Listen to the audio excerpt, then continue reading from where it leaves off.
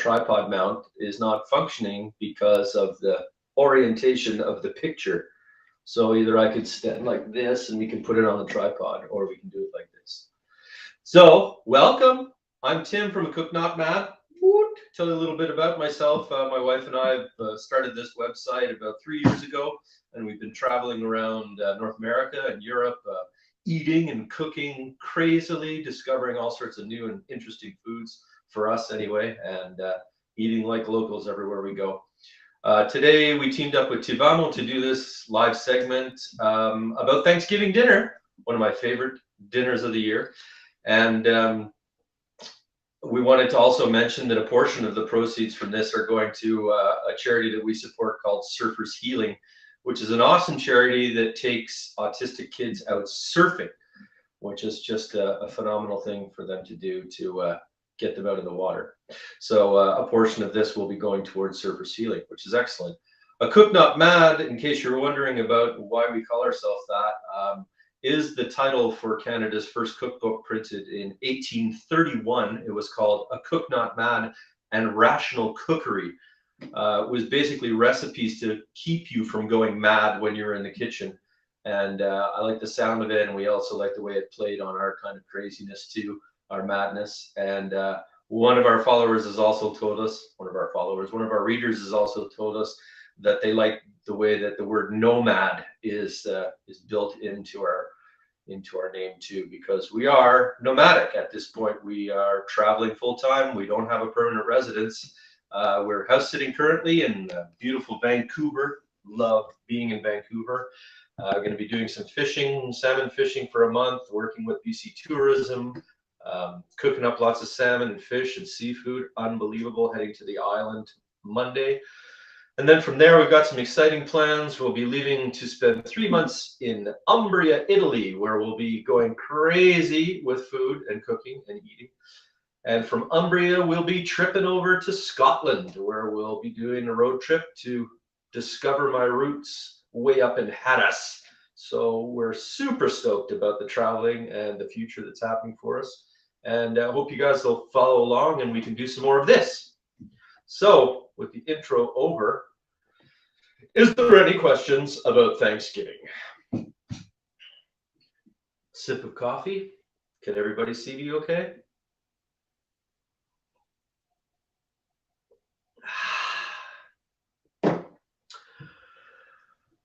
No questions. Chris has one.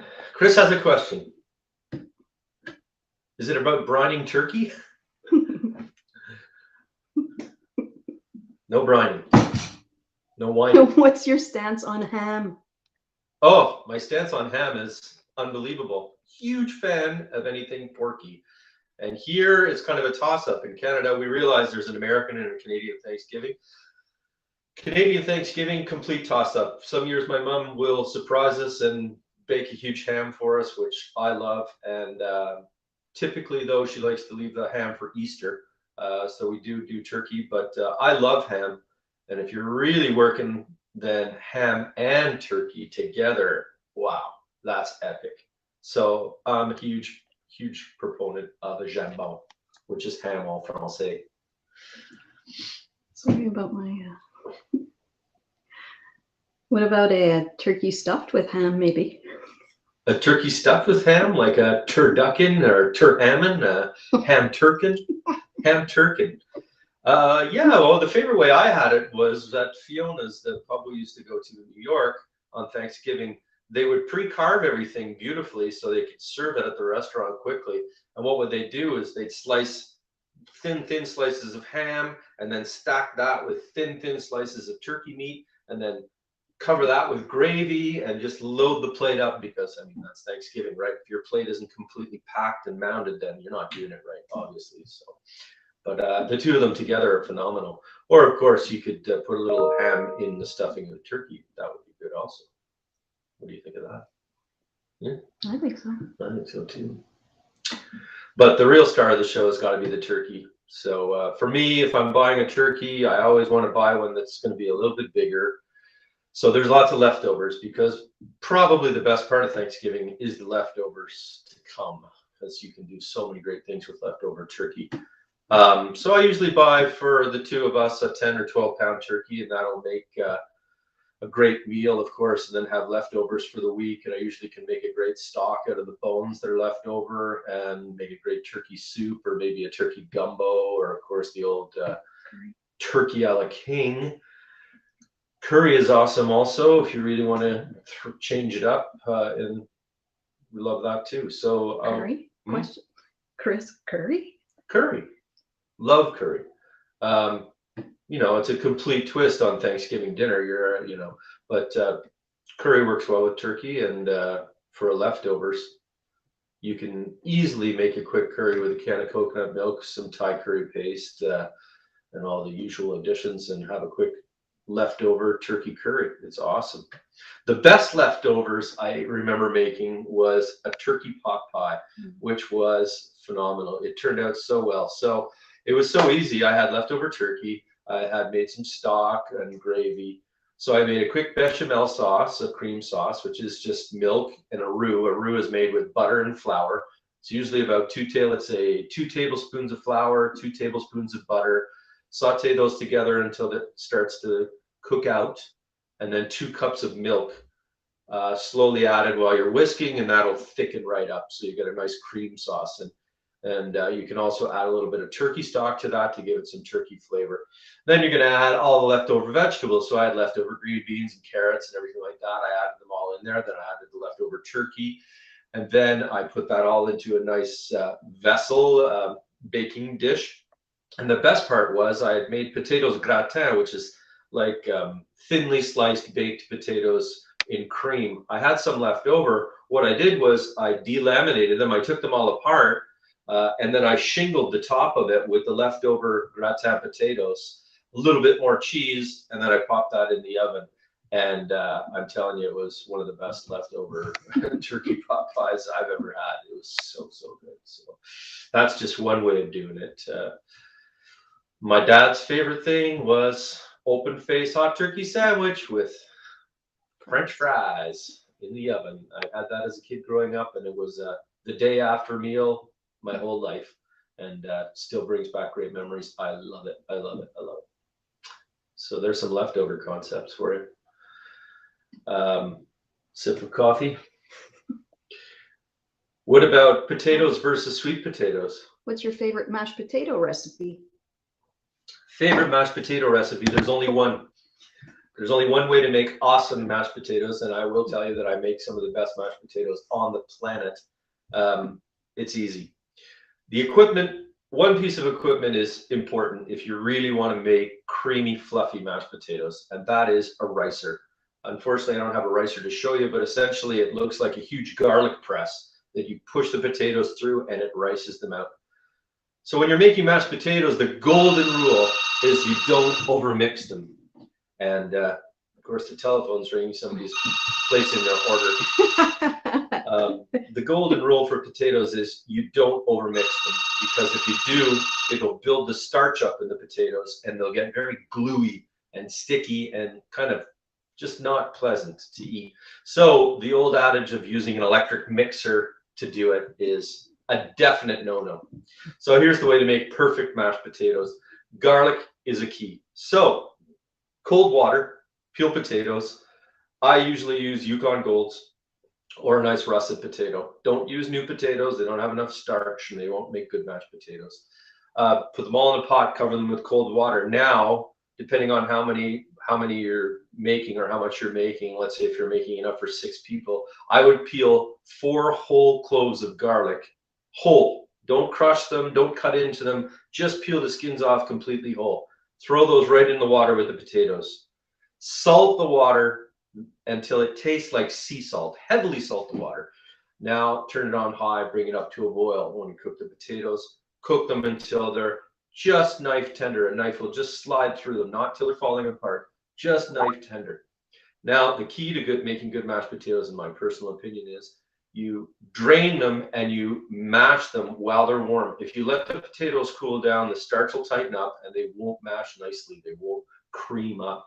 So what you do is you drain them, let them dry out. The garlic is in there. You get your ricer or your food mill, and you start pushing the potatoes and the garlic, because now the garlic is cooked out and mild and soft, and you rice the garlic and the potatoes through. You get this nice fluffy hot mashed potatoes, and then heavy cream and butter. Julia Childs, can't go wrong. Lots of butter, a good amount of heavy cream, and stir just until you think it's the right consistency that you want, which should be, you know, like creamy mashed potatoes.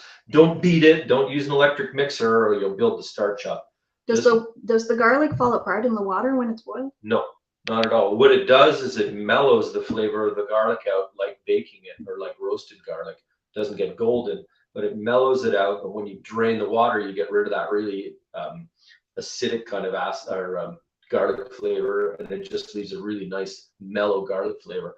It's the way that we always do it in restaurants. It makes perfect garlic mashed potatoes every time. The key, I think, though, is the ricer. You can mash by hand, most definitely, but if you're going to do that, don't over mash and mix the heck out of them, because that will just make gluey mashed potatoes. And I'd actually rather have fluffy, slightly lumpy than gluey, thin, you know, tasting like they're out of a box. So that's my way. Chris wants to know if you like skins. Potato skins in the mashed?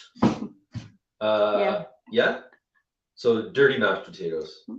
Yeah. I mean, we've done that many times and people love that. I like skins also. So yes, you can. What you usually do when you're going to do that is as you're cutting up the potatoes to boil them, you kind of pick and choose and slice off the gnarliest looking parts of the skin so you don't get really coarse chunks or green parts. Just save the best, make sure they're super nice and clean. Same thing again. Now using a ricer, it's possible that the skins are going to stay in the ricer. So if you want to, usually what we do for that, it's kind of a chunky mashed where it's just smashed potatoes. Exactly. So right at the last minute, you have the nice hot potatoes. Maybe you can use younger potatoes for that, newer potatoes too. You add them to a pot, add a bit of cream, salt, pepper. And that's the key also. If your potatoes don't taste fantastic, it's probably because they're under seasoned. So if you're worried about that, take a little bit out to the side and try it with a bit more salt and taste it to see whether it really, you're right, it needs more salt, and then add more to the rest of it. But seasoning is always the key for all cooking, and mashed potatoes. Potatoes take up a lot of salt. So usually you're adding more than you think you should to get it seasoned properly. But I love potato skins. Yeah, no problem there. Stuff them, fill them full of cheese. That's good too. Good question, Chris. His mom makes them that way with the skins. Everybody loves the way their mom cooks the best, and that's the best part about Thanksgiving, is that everybody's eating something that reflects their past, their heritage, what they've eaten for, you know, generations maybe. So since childhood, yeah, it evokes childhood memories for sure. I mean, my mom only does mashed potatoes. She does the standard action usually, which is mashed potatoes, a standard stuffing in a turkey, green beans, carrots, maybe some turnip on the side, and that's about it. She's never been one to cook sweet potatoes, for example, which is huge in the South, I know. But I love sweet potatoes. Chris says, I think we can all agree, don't buy the potato flakes. Don't buy the potato flakes, that is for sure. I've never used them, period. The only time that I've used them to put them to good use is in a batter, right, for chicken. If you make fried chicken with dehydrated potato in the batter, it makes the crispiest fried chicken you've ever had. Other than that, I don't want to talk about that.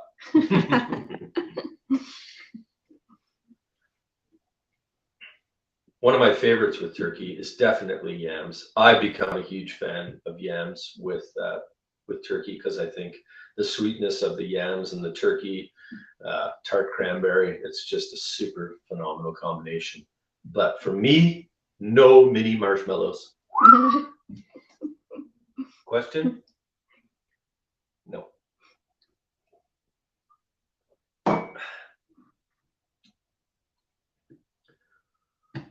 What about stuffing?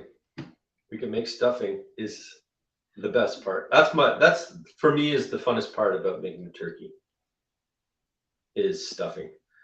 because that's where you can really do something different, in my opinion. You can change it up, and nobody's going to be offended if you change up. Well, your turkey's still going to be turkey and everything. You can just get a little bit more exotic with the flavors and stuffing. So I've done chestnut stuffing, one of my absolute favorites. Roasted chestnuts mixed in with a classic stuffing is just delicious. Sausage, Italian sausage cooked and added to this sauce or the stuffing, phenomenal. Apples and onions and sage.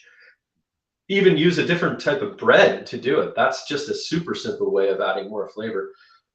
At our business, we used to sell a bread that was a potato onion loaf, phenomenal loaf of bread.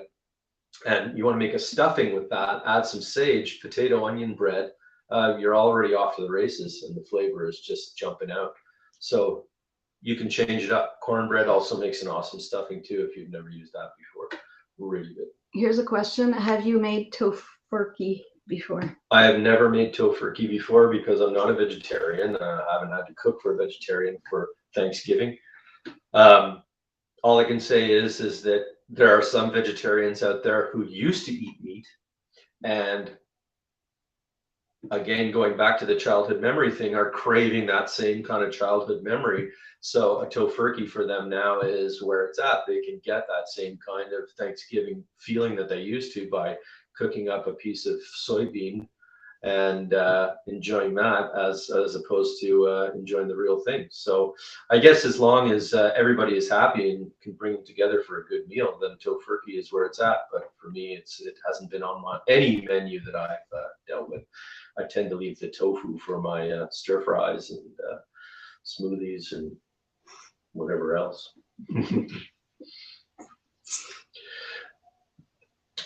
No more question there? So what else were we talking about? Stuffing. Mm-hmm. The key to stuffing too, to continue that story, is a lot of people say, how do I make a good dry stuffing? You don't want it to be too gloopy, too moist when they're making it, which can happen very easily. So when you're making a turkey and you're defrosting it, you'll find that a lot of the moisture stays inside the cavity of the turkey. There'll be ice in there, or even when you think it's defrosted, there'll be ice in there. Mm-hmm. So really, the big key is to get into the cavity of the bird and make sure there's no ice in there. Use a bunch of paper towels and dry it out very, very well. Once you do that, you know that you're not adding any water to the stuffing when it goes in there. Then when you add the stuffing, make sure it isn't soaking wet. So nice day-old bread ripped apart, a little bit of cream, a little bit of chicken stock, celery, onion, sage, garlic, maybe some chestnuts, maybe some sausage, maybe some mushrooms, of course, maybe some pearl onions, whatever you like. You know, you can go crazy. You can throw some cranberries in there. You can throw some bacon or ham in there. And then don't overpack the turkey. A lot of people will pack the turkey super tight. And what happens then is, it is a lot longer to get the heat into the bird to cook it, which can be dangerous if you undercook the turkey. You can have a problem with undercooked stuffing, which can be dangerous because you want the stuffing to come to at least 150 degrees, probably more like 160 in the middle, to make sure it's safe to eat. So don't overstuff it. Just stuff the cavity and stuff the back or the top end and tie it off.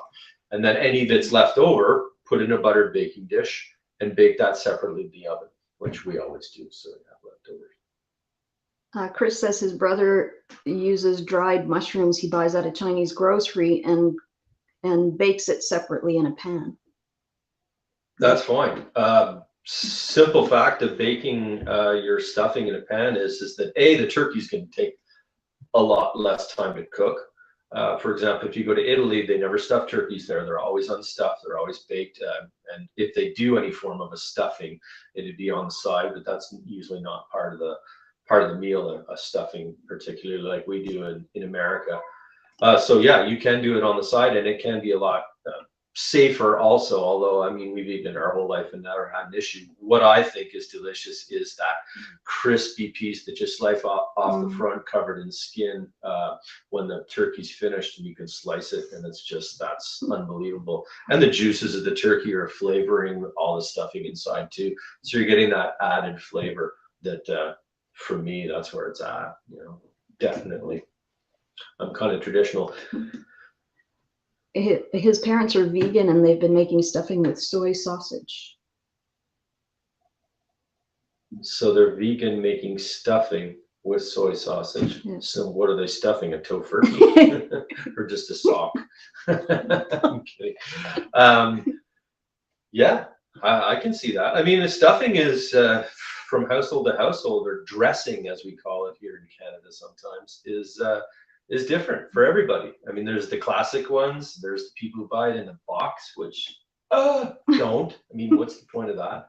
Just rip up some stale bread. It's that easy, and then just riff on it. That's what I love about it. So yeah, you could do it with soy sausage, I suppose. You could put tofu in your stuffing if that's something you wanted to do. Um, Anything goes. I'm open. Throw me some ideas, except tofu. No, I don't mind tofu. Smoked tofu. Love smoked tofu. Add that to stuff, and it can add a really nice smoky flavor. And I love smoked tofu actually. So, but I haven't tried the sausage because I'm again not a vegetarian. Smoked tofu sounds great, actually. It is very good. Smoked tofu is really one of my favorites. I use that in stir fries and super nice in soups. Adds a really nice smoky flavor if you're doing a noodle bowl or something like that, which is a great idea for turkey leftovers too, to do a turkey broth with the bones. That's another benefit if you don't stuff the bird too, is that you have a nice clean carcass, no bread or stuffing remnants. You can throw that into a stock pot, add a mirepoix, which is celery, carrot, onion, chopped. Add some garlic, add some thyme, add some bay leaves, add some black peppercorns, add some cold water to cover it, bring it up to a boil, skim off any foam, and then let it simmer for a good 3 hours. Low, low, low, low, low, very, very low. After that, you will have an incredibly intense turkey stock.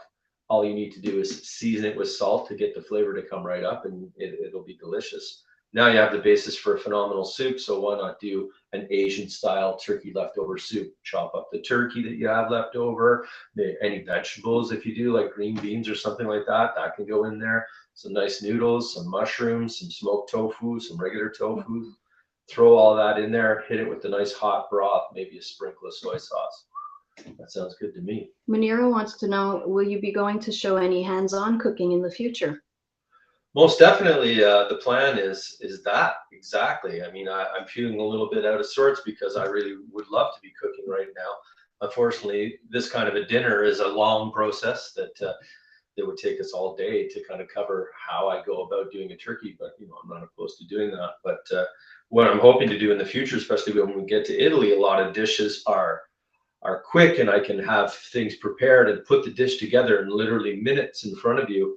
And I'd like to try and show people how easy it is to cook that way, how they can cook more, delicious, kind of wholesome meals easily at home with a little bit of preparation. And we're not talking about opening a can of Campbell's soup and adding it to some pasta. We're talking about cooking with real food, simple ingredients. That's what's so awesome about Italian cooking, is the simplicity. They can take 3 ingredients and put it together and just make a symphony of flavor out of it. And that's why we're going. That's why I love it. So most definitely, I would love to be shooting some instructional stuff at the stove with a knife in my hand, show you what to do, show you how to make things. That I'm hoping is the future with A Cook Not Mad and Tivamo. More coffee. Can't have enough. You didn't talk about gravy. I didn't talk about gravy. Most important part, gravy. Can cover up a bad turkey, can enhance a good turkey. If it's too dry, hit it with gravy. So gravy is super easy to make. My mother taught me how to make gravy straight up and easily. So in the roasting pan, when the turkey's done and you remove the turkey from the roasting pan, you'll see on the bottom that it'll be covered in brown bits all stuck to the pan. Those in cooking terms, we call them the souks, the sugars. It's all the juices of the chicken that have run down and caramelized on the bottom of the pan. There'll also be lots of fat in the bottom of the pan too. So those are the most important part of making good gravy. The pre-prep on that one to get ready ahead of time is simple. Take a mason jar, let's say a 3-4 cup mason jar. In the mason jar, add 2 tablespoons of flour, add 2 cups of good chicken stock or turkey stock if you've made it, cold, of course, and a little bit of pepper, and that's it. Lid on tight and shake it until it's like a milkshake, until you can tell that the flour is completely dissolved within the stock. Now go back to the pan that you have. The pan will have the juices and the sugar or the sucre stuck to the bottom, and vegetables maybe you put in the bottom of the pan too if they're nice and brown and caramelized. All those flavors we can pick up in the gravy. An easy way now is to drain the pan of all the fat and the juice into a separator like this. So what this does is when you pour all of the turkey liquid out of the roasting pan that's left over in here, the fat will rise to the top and the juices of the turkey will sit on the bottom. Now what you want to do to make your gravy is to reclaim those turkey juices. So the funnel goes to the bottom, and when you pour, you will take the liquid out of the bottom instead of the fat off the top. Pour that liquid back into the pan, only leaving the fat behind, and bring that up to a good high temperature on top of the stove until it starts to boil. And using a wooden spoon, start scraping up all of those crispy bits that are stuck to the bottom of the pan. Scrape them all up, get them all off the pan, dissolve them all into that stock. Now take your mason jar with the flour in it and the chicken stock, shake it up really well again, make sure it's all dissolved. Lid off, dump it right into the pan and bring it up to a nice simmer, scraping still to make sure you get everything off the bottom of the pan, and it will thicken right before your eyes. Keep it cooking to cook out a bit of the flour taste if there is any. Maybe add a little bit of Worcestershire if you want it to be a slight bit darker, but it should be a nice color from the sugar stuck to the bottom of the pan. Taste it for seasoning, salt if you need, pepper for sure, and then just take the pan and pass everything through a sieve into a gravy boat. Awesome. Love it. That's the way I make gravy. Like the t-shirt. Like the t-shirt? I like the t-shirt. I love the t-shirt too. If you're interested in buying one, you can check out teespring.com. We have a promotion going right now where we're selling t-shirts. So it's we're checking out, or you can go to our website and it'll tell you all about it. We'd love for you guys to buy one and support us for sure, so we can keep traveling and keep shooting some videos, because this is all we do. We're not rich. We do this because we have a passion about food and travel. I've been cooking for over 20 years, cooked in many different kitchens, many different chefs. And all I want is to gain more knowledge and cook different food, more exciting stuff. So we hope you guys are going to follow for sure. Somebody says green bean casserole. Green bean casserole is the bomb. I do love a green bean casserole. I also am a fan of green beans almondine, which is a really tasty way and super easy way of making green beans. So green bean casserole typically is one of those kind of a homemaker dish where I believe you're tipping in a can of onion soup, mixing with the green beans and cream of onion soup. Is that right? I think that's the traditional way that people do it, and then they top them with a can of the crispy onions, fried onions, right, on top, which is probably the best part, I would say. But if you want to try something different, green beans almondine is very simple to make. So same way, prepare your beans, get them all stemmed and ready to go. Boiling water, salted, really boiling well. Whack in the beans and cook them until they get to where you like it. Some people like them super crunchy, some people like them mushy. I like them to be somewhere in between, so they're tender to the tooth but still crunchy. We'll take the phone off the hook for the next one. That's the most phone calls we've got in a month here, is all in 10 minutes. So what I do is I cook them until they're al dente, still crisp and nice and bright green. They come out of the boiling water into a strainer and hit them with cold water right away, and that pops the color and makes them hold the color. And then you can put them aside until you're getting ready to. You can do that the day before almost. It'll hang in there for the day before but do it in the morning. Then they'll stay nice and bright green in the refrigerator. When you're ready to eat or when you're ready to serve, simple. You take a good whack of butter into a large pan, big enough to hold all the green beans that you've made. take a nice whack of butter into that hot pan and start cooking it out until it stops foaming.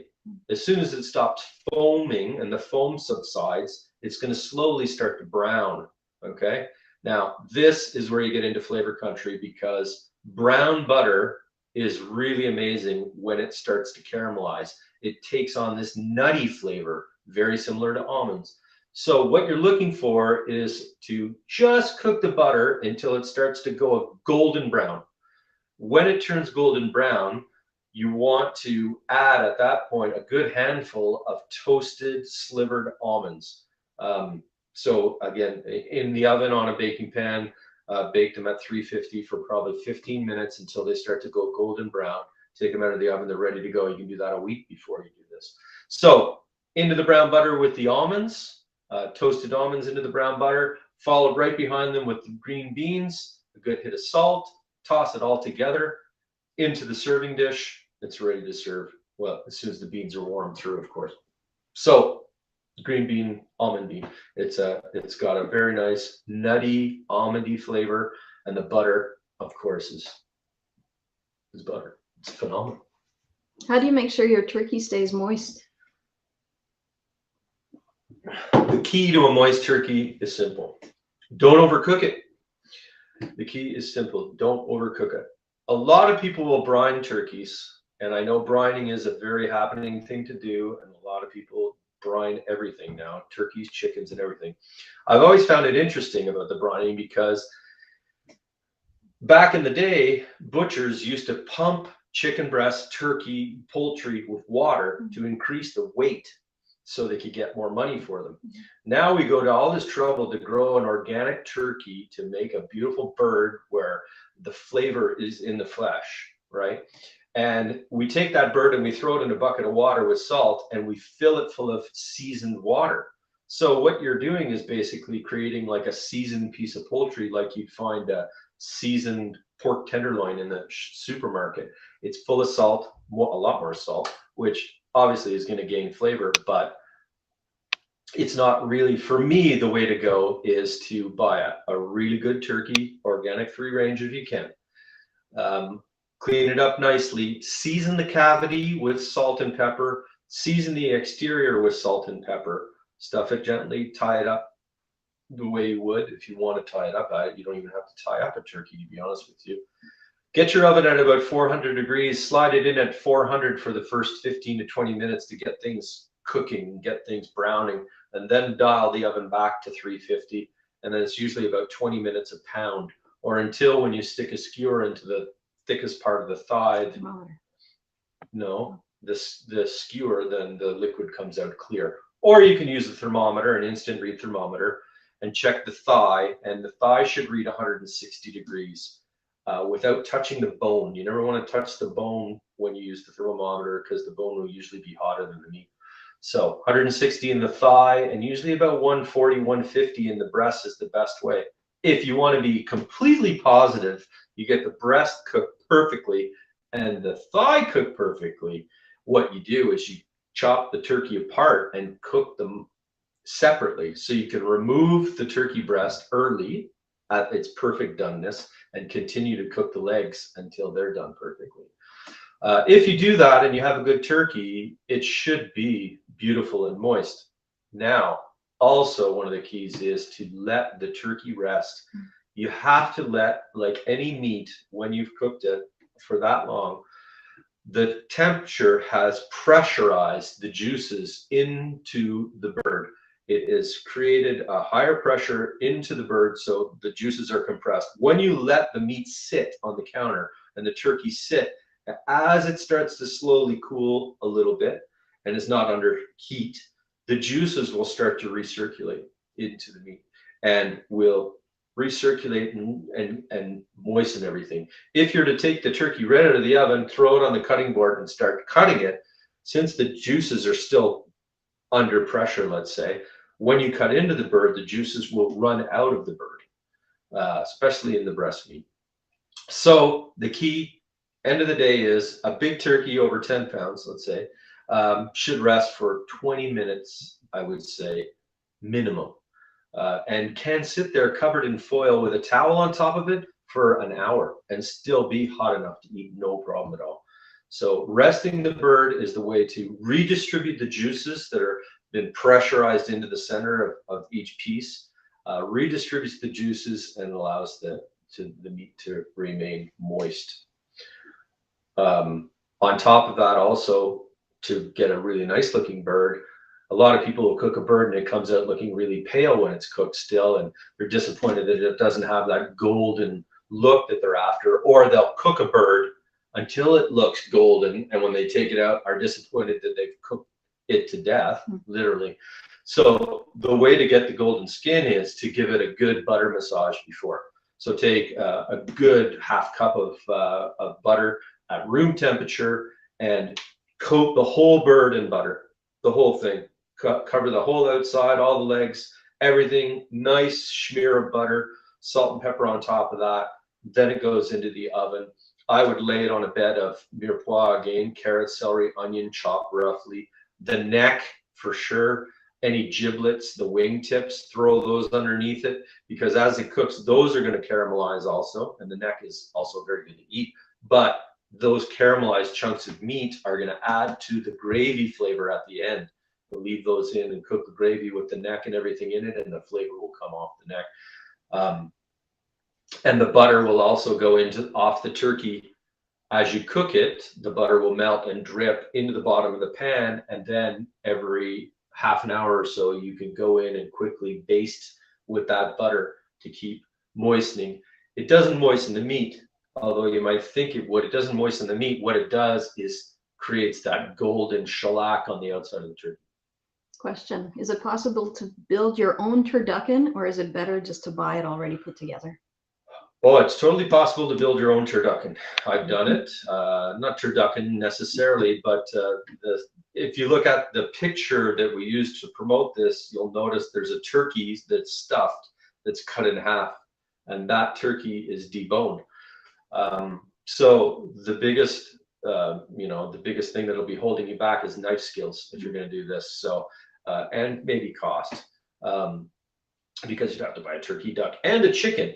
But the way they do it is going from the opening cavity of the birds. They'll go in with their boning knife, or I've done it before. Like I say, you start at the opening cavity and you slowly start to debone without cutting the skin. And basically you turn the bird inside out as you debone it and pull all the bones out of the bird. And then what you're left with is a turkey tube. And that's the way. It's a completely deboned turkey that the skin isn't broken. Then you would do the same thing to a duck, do the same thing to a chicken, and you would stuff them inside each other. The way I've had it before is where they've had, I think it was jambalaya between the layers. So they put a jambalaya in, then they put the duck in, they put jambalaya in the duck, then they put the chicken in that, and packed it in. And by the end, then you tie everything up like a roast, the whole thing, because it's completely boneless. Going to take a long time to cook because it's so dense and so big. So it would cook at a lower temperature. Probably I would cook that at 325 to 350 for four hours until it was golden. But the beautiful part is that you can slice it like a ham, no bones. Back in the day in French, they used to do it, and it would be turkey, duck, chicken. Then it would go to a smaller bird ending like a pigeon or a quail. No, and then it would end in a quail, and inside the quail would be a whole black truffle. And that's the way that Escoffier used to do it. And so the truffle would permeate all of it, if you're lucky. A very old school recipe, so that's where it actually comes from in the beginning. So if you're lucky enough to do it, you could get the whole bird cage in there plus a truffle. Everybody's getting hungry now. I'm hungry too. What else? What about cooking a turkey for more than or for less than 6 people? You know, like sometimes it seems crazy. But Natalie and I travel a lot. We want to have Thanksgiving dinner, but we don't want to have a 10-pound turkey to deal with for a month of leftovers. Although actually, I've done it before. But What I like to do is really cool. It's simple. I'm a huge fan of the white meat on turkey. I know a lot of people like dark meat, but I like the white meat. So what I'll do is I'll buy a single turkey breast.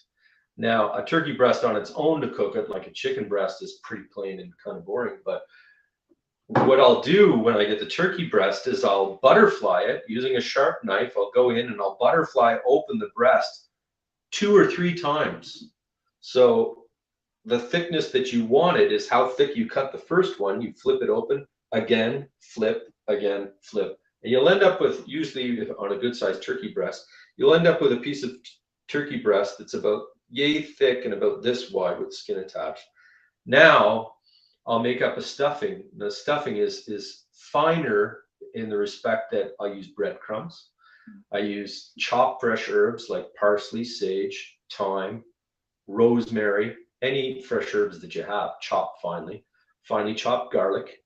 I use melted butter, salt, pepper, and in a bowl I'll mix together this fine stuffing, this fine herb mix, and then I'll lay out a layer of that onto the turkey breast, probably about a 1/4 inch thick of this breadcrumb stuffing, herbed breadcrumb stuffing. Roll the turkey breast back up, so when you finish, the skin is on the outside. It's like a jelly roll at this point, and then using butcher's twine, tie it every 2 inches. And now you have this turkey breast stuffed with a fine herb stuffing. Sear it all off in a frying pan, throw it into a 400-degree oven, probably for about 30 minutes to 45 minutes, depending on the size. Use an instant read thermometer, stick it into the middle. When it reads 140, take it out of the oven, and it's ready. Let it sit again for a little bit. Then when you carve it, each slice will be this nice dial with this herb stuffing going through it. And it's really a pretty meal, and you have a nice little Thanksgiving dinner for 2 to 4 people, let's say. No fuss, no muss, no leftovers, no huge turkey to deal with. So, What are some of your favorite sides? favorite sides. I love Brussels sprouts with turkey. I think Brussels sprouts are a really good accompaniment with turkey. The way I do them is with bacon, a good amount of bacon.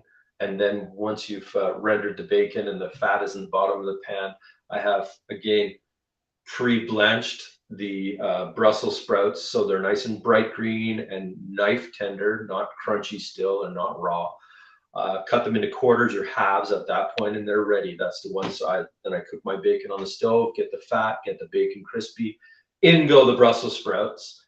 Saute the Brussels sprouts until they start to take on some color. The caramelized part is really delicious. And then once they start to take on color, I hit them with a good amount of like a tablespoon or whatever, however much you think you want, of fresh thyme.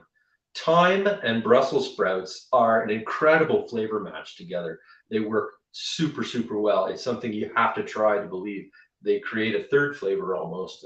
So thyme is the key. I throw that in there too. Saute until hot into a serving dish. I think that's just one of the best sides for sure. I also like the green beans almondine. I like mushrooms, sauteed mushrooms on the side. Sometimes are good. Ginger carrots, one of my favorites, same type of deal. What you do is cook carrots, and at the end, I glaze them with honey or maple syrup. If you're in Canada, maple syrup, please.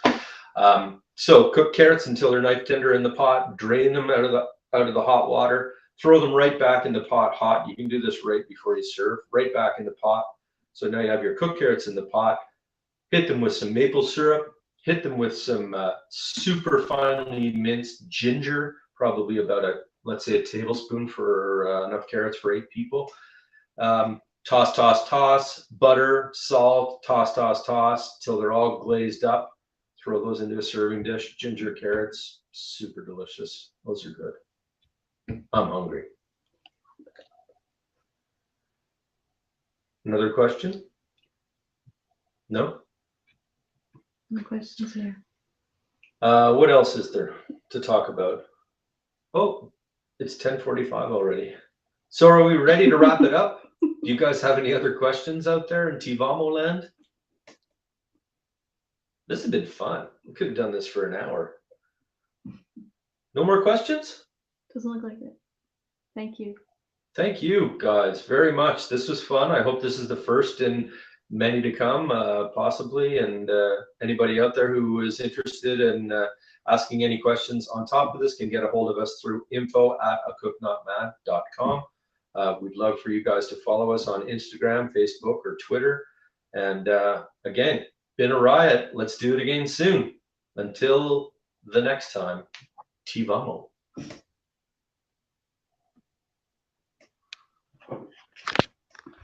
I don't know how to stop it.